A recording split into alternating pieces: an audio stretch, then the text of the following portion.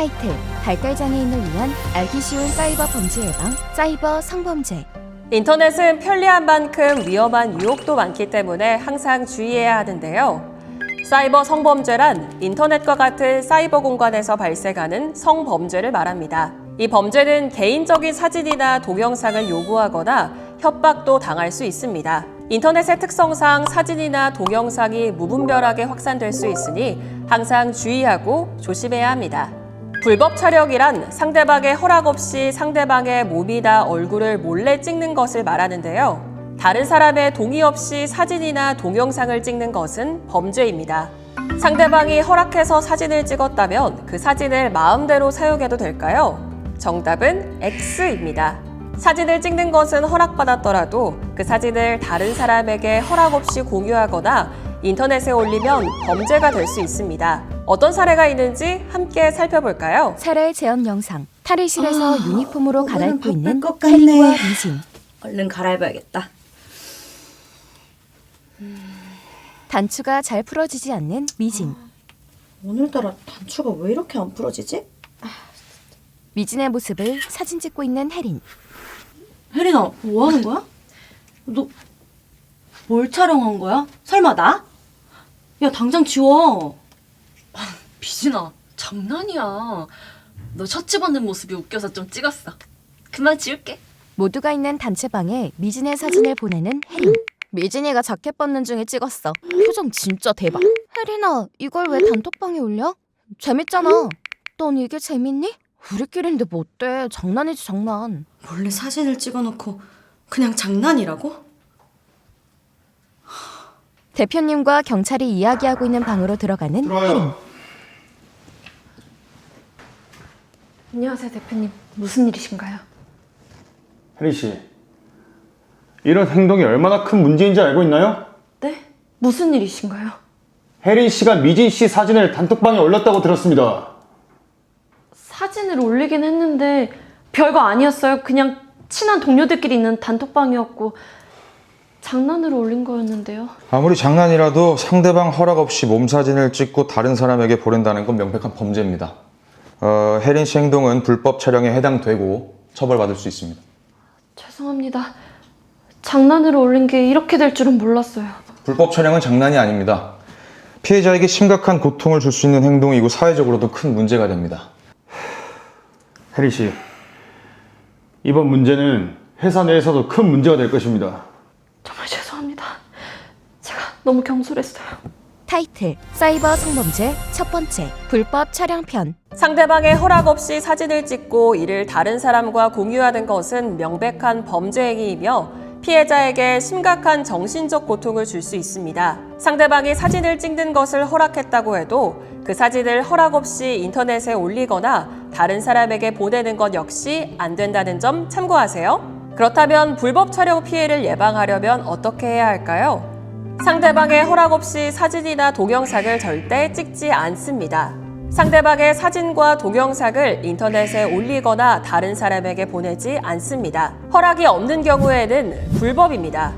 태블릿, 노트북, IP 카메라 등 카메라가 달린 디지털 기기를 사용하지 않을 때는 카메라 렌즈를 가려두세요. 해킹으로 카메라가 몰래 작동될 수 있기 때문이에요. 나의 얼굴이나 몸 사진은 다른 사람에게 절대 공유하지 않는 것이 안전합니다. 이렇게 예방수칙을 잘 지키면 불법 촬영의 피해를 막을 수 있습니다.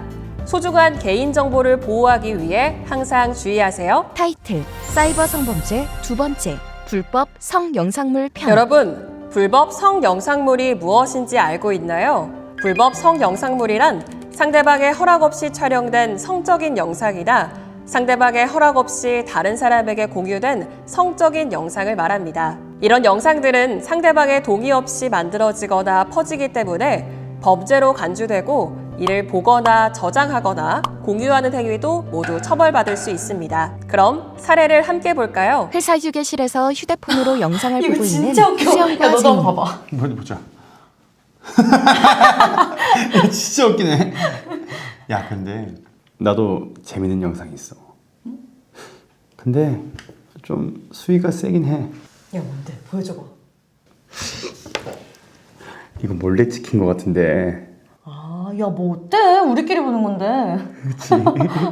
야, 이 영상도 웃기지 않냐? 휴게실에 들어오는 유진. 뭘 그렇게 재밌게 보고 있어? 어머, 이게 뭐야? 이거 뭐 우리끼리 보고 있던 건데. 이건 좀 수위가 센데? 근데 너무 재밌다. 재윤씨, 이거 나한테도 보내줘. 그래, 뭐 보내줄게. 근데 유진 씨만 봐야 돼. 막 절대 다른 사람한테 막 보내주고 그러면 안 돼. 알았어. 걱정 마. 딱 나만 볼게. 각자의 자리에서 업무를 보고 있는데 경찰이 들어온다. 여기 직원들이 불법 성영상물을 보고 공유했다는 신고를 받고 왔습니다. 김수현 씨, 정재훈 씨, 최유진 씨 어디 계시죠? 저희는 영상물을 본 것 뿐인데요. 맞아요. 우리는 누가 찍었는지도 몰랐고 그냥 재밌어서 본 거예요. 상대방의 동의 없이 촬영된 불법 성영상물을 보는 것만으로도 범죄입니다. 그리고 그 영상을 공유하신 행위도 법적으로 처벌받으실 수 있습니다. 재밌다고 본 영상이 이렇게 큰일이 될 줄은 몰랐어요. 장난이든 재미든 불법 성영상물을 보는 것과 공유하시는 것은 엄연한 범죄입니다. 경찰서로 가서 조사받으셔야 됩니다. 함께 가시겠습니다.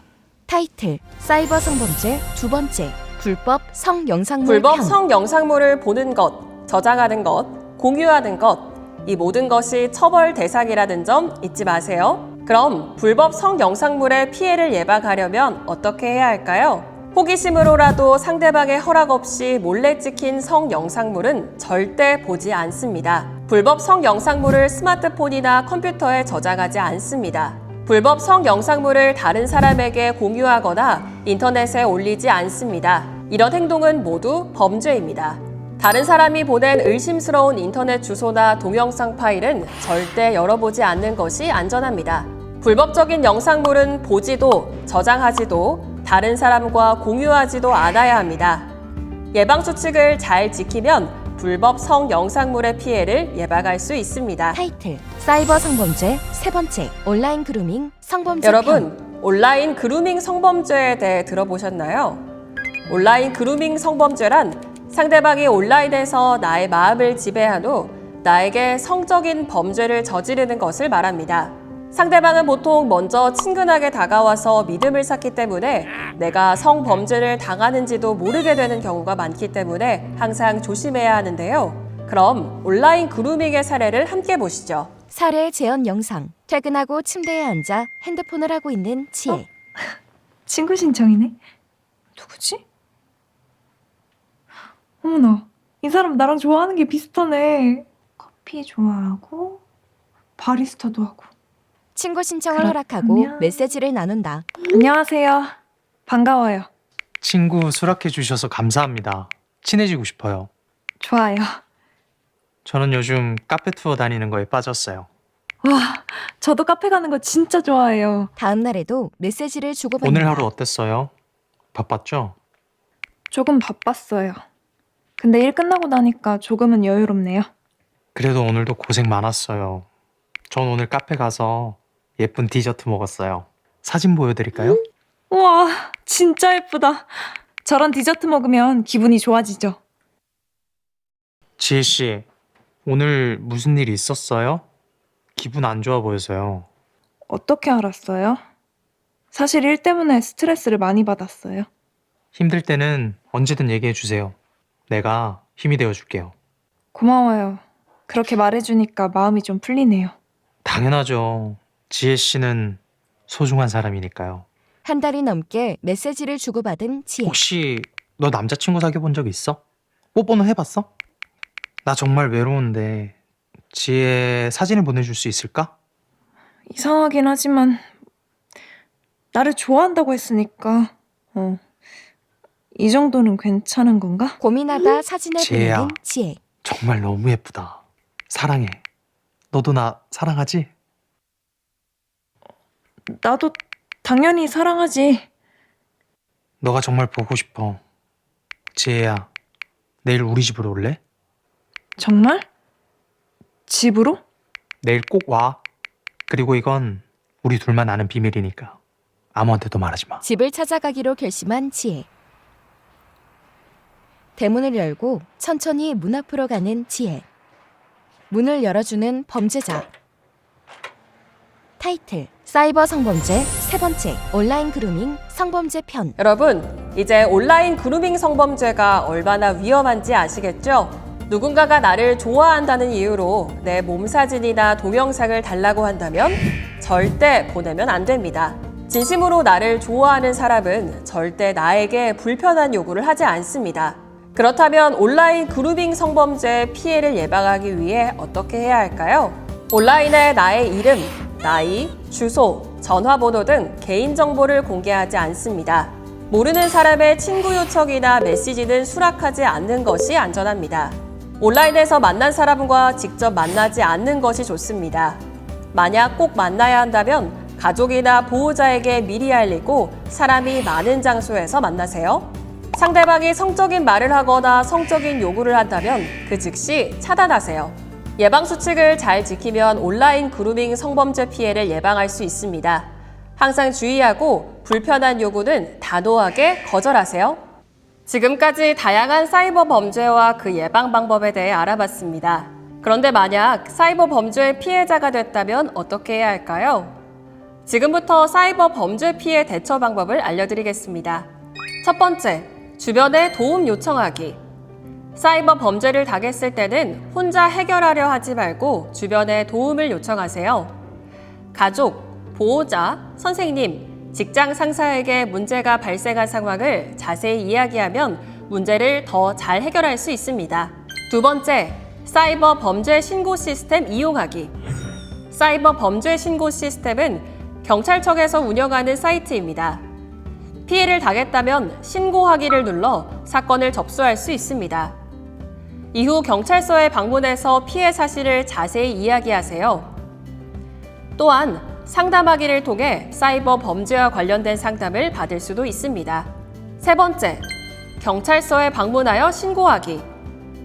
나의 집과 가까운 경찰서 민원실에 직접 방문해서 신고할 수 있습니다. 이때 사기를 당한 증거를 잘 챙겨서 경찰서에 제출하는 것이 중요합니다. 어떤 것들이 증거가 될 수 있을까요? 돈을 보낸 통장 내역, 문자로 주고받은 대화 내용, 통화 녹음 파일, 사기범의 정보, 이름, 전화번호, 아이디 등 이런 증거들을 준비하면 사건을 해결하는 데 큰 도움이 됩니다.